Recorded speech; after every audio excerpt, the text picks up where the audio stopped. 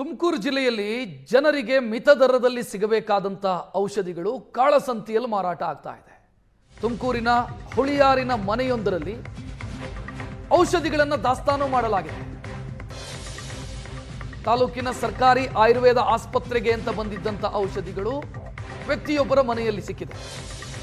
2 ವರ್ಷ ಅವಧಿಯ ಔಷಧಿಗಳು ಮನೆಯಲ್ಲಿ ದಾಸ್ತಾನು ಮಾಡಲಾಗಿದೆ. ಸರ್ಕಾರದಿಂದ ಆಯುರ್ವೇದ ಆಸ್ಪತ್ರೆಗೆ ಕೊಟ್ಟಂತ ಔಷಧಿ ಡಿ ದರ್ಜೆ ನೌಕರರೊಬ್ಬರ ಮನೆಯಲ್ಲಿ ಸಿಕ್ಕಿರೋದು. ಆಡಿಟ್ ರಿಪೋರ್ಟ್ ಅಲ್ಲಿ ಆಸ್ಪತ್ರೆಯ ಔಷಧಿ ಖಾಲಿ ಅಂತಿದೆ.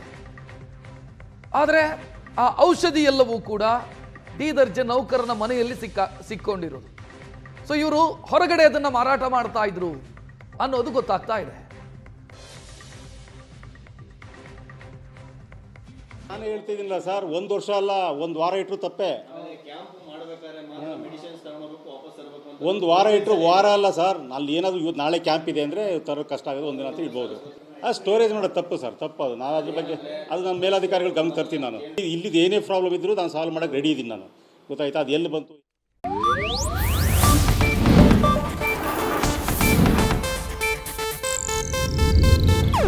ಇದು ಏಷ್ಯಾನೆಟ್ ನ್ಯೂಸ್ ನೆಟ್ವರ್ಕ್ ಪ್ರಸ್ತುತಿ.